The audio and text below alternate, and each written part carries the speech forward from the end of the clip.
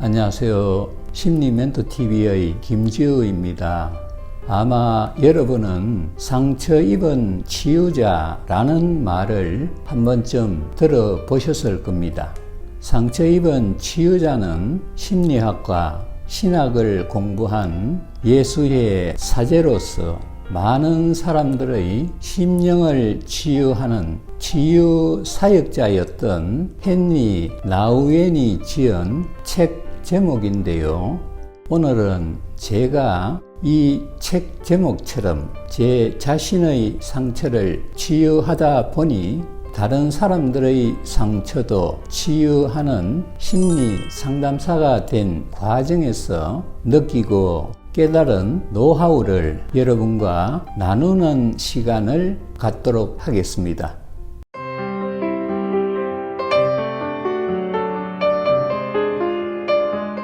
우선 저는 내가 심리 상담사가 된 이유라는 영상에서 말씀드린 대로 어린 시절에 부모님의 불화로 함께 살지 못하고 할아버지, 할머니 손에 맡겨져서 자라야 했던 환경적인 요인으로 인해 오랫동안 정신적인 방황을 거듭해 왔습니다.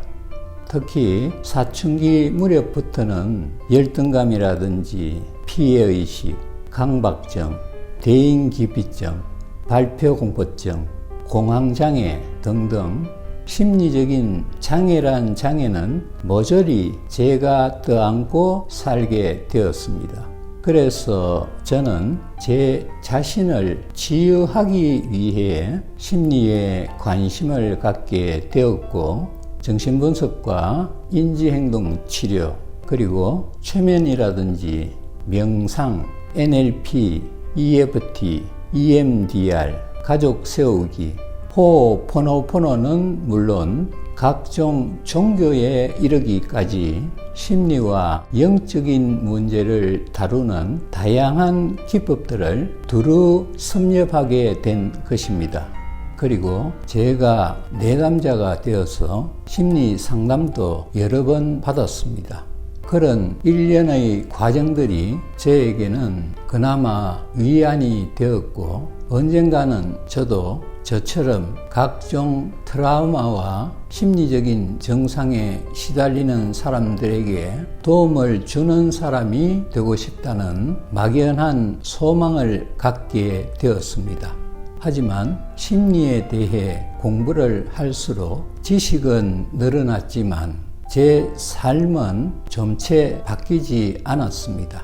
저는 여전히 사는 게 힘들고 우울하고 전혀 즐겁지가 않았습니다. 내 삶은 왜 그대로인가? 저는 깊이 고민을 거듭하다가 마침내 그 답을 찾았습니다. 그 답은 심리 상담이 각종 신경증의 증상을 줄이거나 없애는 데만 초점이 맞춰져서 진행되기 때문이라는 것이었습니다. 마치 감기에 걸린 환자에게 감기 바이러스를 없애는 치료를 하는 것처럼 말이죠.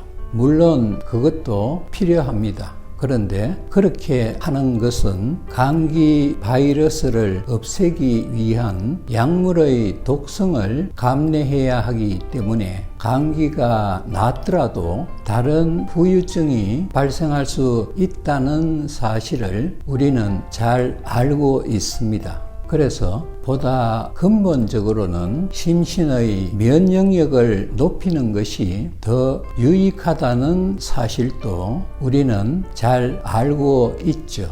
그와 마찬가지로 심리적인 증상을 치유함에 있어서도 그 증상을 줄이거나 없애는 것은 일시적으로 문의를 바꾸는 것에 불과하다는 사실을 저는 경험을 통해 깨닫게 된 것입니다. 근본적으로 삶을 변화시키는 방식이 아니라는 것을 알아차린 것이죠. 그렇다면 심리적인 증상을 근본적으로 치유하는 방법은 마음의 체질을 강화시키는 것으로 고통스러운 증상의 원인인 트라우마를 없애는 게 아니라 성화시키는 것이라고 말씀드릴 수 있습니다.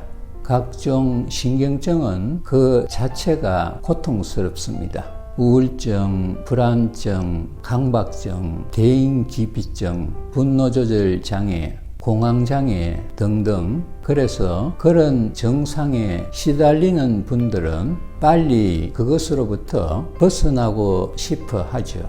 하지만 그런 발상은 신경증을 나쁜 것으로 인식하는 관념의 작용으로 인해 나타나는 현상이므로 조급함만 더해질 뿐 증상을 오히려 심화시키는 요인으로 작용한다는 사실을 알아차릴 필요가 있는데요. 저는 지금까지 수많은 내담자를 상담하면서 그분들에게 4가지 공통점이 있음을 발견했습니다.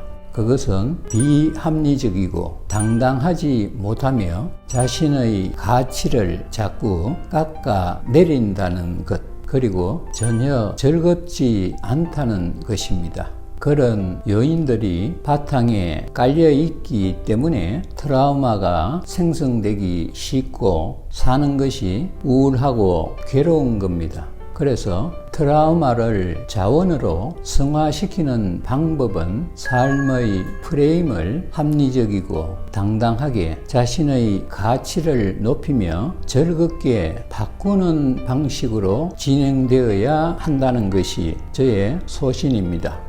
그래야 자신의 삶 자체가 바뀌게 되는 것은 물론 트라우마도 쉽게 치유되기 때문이죠. 이 말은 신경증을 좋고 나쁜 것이 아닌 우리에게 필요한 것이라는 인식을 가질 때 경험의 대상이 되고 그 경험이 가치 있다는 또 다른 인식이 신경증을 없애야 할 대상이 아니라 소중한 자원이라는 신념으로 성화될 수 있다는 것입니다. 그리고 그렇게 되면 자신을 고통스럽게 만들던 상처가 삶을 풍성하게 만드는 경험이 될 뿐만 아니라 마음을 성장시키는 동력으로 작용하게 됩니다. 아울러 그렇게 될 때 피폐한 심령이 근본적으로 치유되고 자신은 상처 입은 치유자가 되는 것입니다. 저는 이런 말을 자주 합니다. 건강 전문가는 건강한 사람이 되는 것이 아니라 많이 아파본 사람이 된다. 아마 여러분은 이 말의 의미를 충분히 이해하실 겁니다. 제가 바로 그런 과정을 통해 심리적으로 중증의 환자에서 아이러니하게도 다른 사람들의 마음을 케어하는 심리 상담사가 된 것입니다. 상처를 자원으로 성화시킴으로써 상처 입은 치유자가 된 것이죠. 그리고 이것은 저뿐만 아니라 상처를 가진 사람이라면 누구라도 가능한 일이라고 저는 굳게 믿습니다. 자, 오늘은 제가 제 자신의 상처를 치유하다 보니 다른 사람들의 상처도 치유하는 심리 상담사가 된 과정에서 느끼고 깨달은 노하우를 말씀드렸는데요. 다음에는 심리 상담사가 된 제가 심리 상담센터를 개원하고 지금까지 횟수로 10년 동안 운영한 경험을 바탕으로 심리 상담센터 개원 절차라든지 운영 방법 그리고 재정 관리에 이르기까지 심리 상담센터의 개원과 운영에 대한 내용을 말씀드리고 나누는 시간을 갖도록 하겠습니다. 시청해 주셔서 감사합니다.